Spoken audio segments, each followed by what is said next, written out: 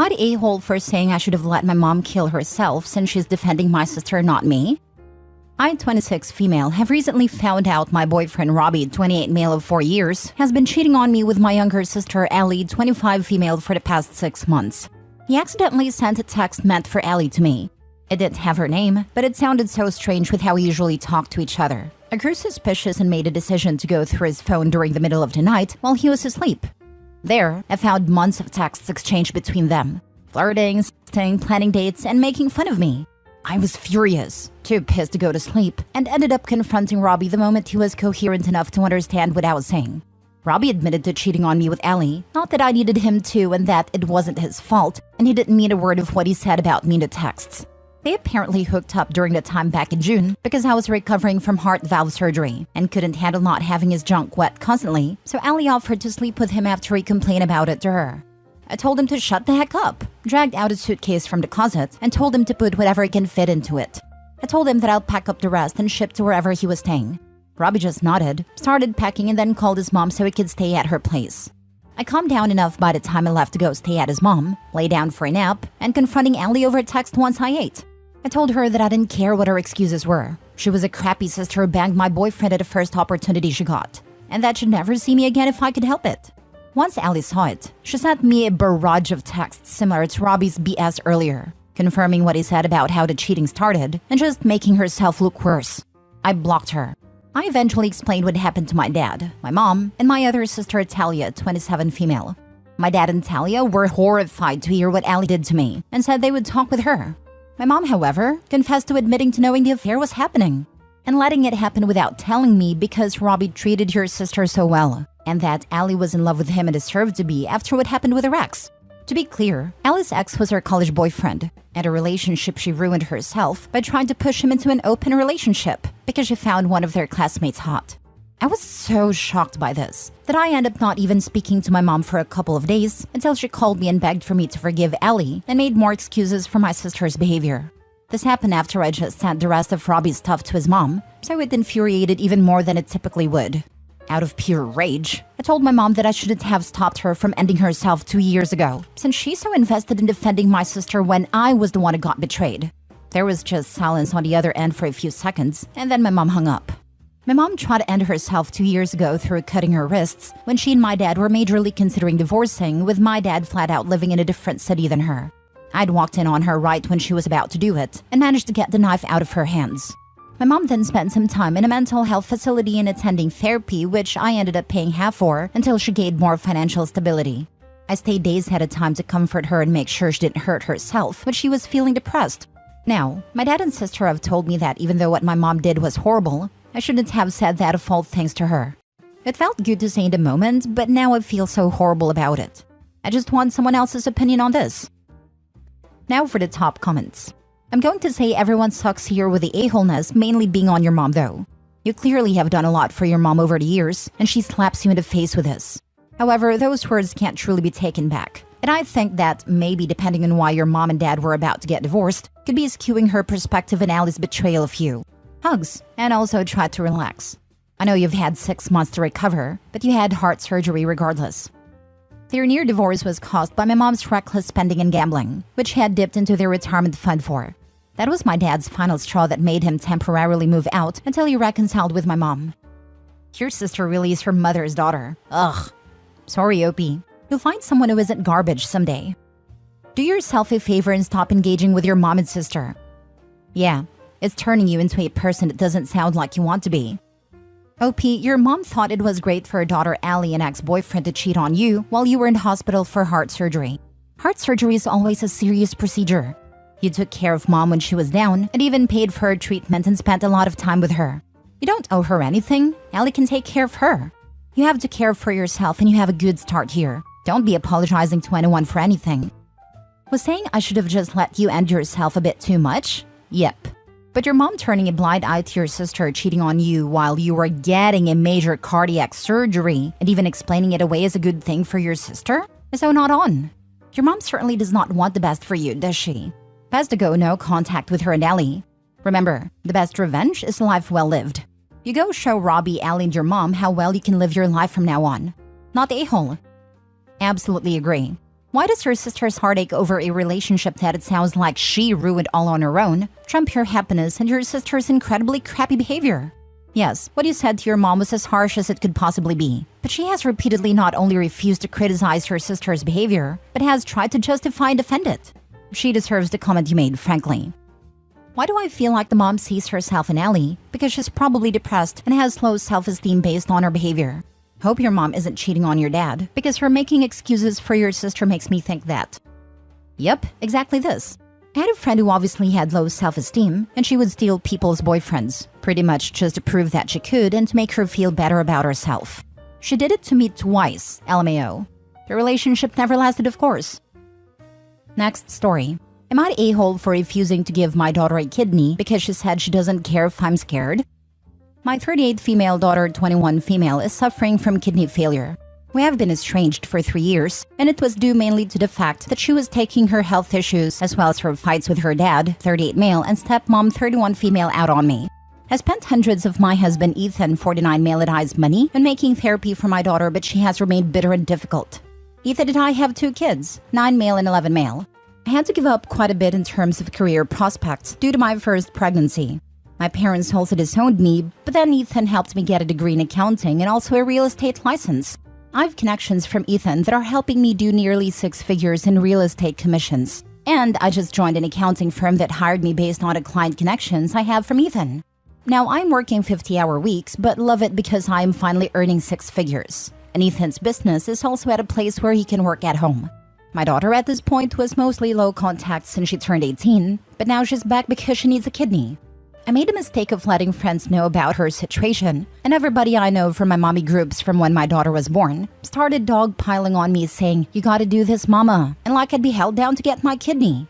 Because of this pressure, despite Ethan saying no, I went to the doctor and found out I was a match. I tried to reach out to my daughter's dad to see if he's a match, but her stepmom had apparently already called her, screaming that her dad was the provider for her and 3 kids. So how dare she ask this of a father? My ex said that his duty was obviously to his wife and minor kids, so no testing for him. And so he and everybody else just wanted to be my kidney.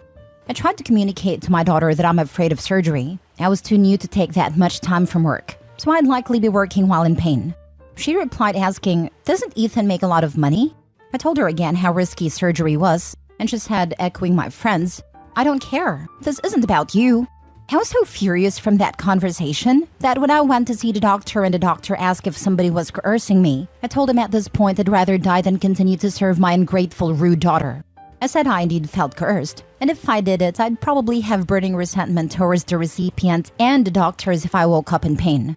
The doctor immediately said I am therefore not a compatible donor and that I should never feel like I'm a prisoner. I told my friends and Ethan this, and while Ethan just asked if I was okay and that the boys and him need me, my friends were furious and tried to shame me online with what kind of mother posts. They're insisting I go back and say I was lying, and I've changed my mind. Design something showing I wasn't coerced and get it notarized if it's what it takes. Am I the a-hole? You shouldn't have shared the information with your circle. It was your decision. The doctor immediately said I'm therefore not a compatible donor. You didn't need to let anyone know that the lack of compatibility was due to your unwillingness. That's also no one else's business. Yeah, the doctors will tell everyone you're not compatible if you're unwilling. It's a shame you told anyone that you were. Not the a-hole, however. The only reason she is the a-hole is because she can't keep her mouth shut. She had her kid when she was 16/17, so she's probably stuck in that emotional level where you need to share everything publicly with everyone. Hard agree. Teen mothers for some reason get emotionally stuck for life at the age they had their first child. I've seen it repeatedly. A psychiatrist once told me that if a child goes through a very traumatic experience, they tend to never grow emotionally beyond the age their trauma happens. It explained so much about my sweet mother and why she seems so childlike. Info: why did she go no/low contact at 18? I feel like there's a lifetime of interactions that you're neglecting in this story. I agree with others. OP doesn't owe her kid a kidney. But context is important in providing a verdict here. If OP said something like, "I don't want to donate my kidney because doc said it will greatly increase my risk of kidney failure in the next year," that's a totally legit reason and a tough decision. Here, OP's tone is very dismissive and disgusted. So if the reason is I don't want to donate my kidney because my daughter already ruined my life by being born, and I'm sick of her dumb health stuff anyway, yeah, that's being an a-hole. The OP sounds like she checked out her daughter's life years ago. Like she's resentful this girl cost her the chance of a career and her parents. I'm horrified that she's referencing the hundreds she and her husband, sitting, combined, at over $200,000 a year it seems, spent in therapy with the daughter and only apparently because of the behavioral problems. Like that's even a bare minimum. The characterization of her teenage daughter taking out her anxieties related to her health on her mom is also so incredibly self-involved. Like you have a teenager facing a serious enough kidney disorder that by the time she was 21, she wound up already needing to think about a transplant? And somehow you make her anxieties about you? It's gross. Last story. Am I the a-hole for telling my dad that I don't care that his stepdaughter died? I'm 28 male. My mama died not long after I was born. Dad married Tina when I was 7.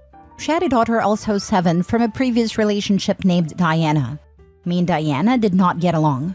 Diana was spoiled, and to adult me, it was obvious she resented not being the only child anymore. She took it out on me. She would break my toys and steal my stuff and lie to get me in trouble. I would complain to Dad and Tina, but they told me to get over it. If I did the same, I would get punished. It only got worse as we got older. I felt abandoned by my dad. I often felt lonely in my house. So I guess you guys can see who the golden child was. At 16, Diana spread a nasty rumor about me in school and I almost got expelled. Diana got caught lying and got suspended. Of course, Dad and Tina blamed me for this. That was the last straw for me. I rang my cousin Shyla from my mom's side and told her what's been happening. She came over to my house angry at Tina and Dad and gave them a piece of her mind. Dad said if it bothered her so much, then she was welcome to have me. That was a blow to my heart to hear my own dad say that to me. So me and Shyla went to pack my stuff. Diana's room was open and she was sitting on her bed smirking at me.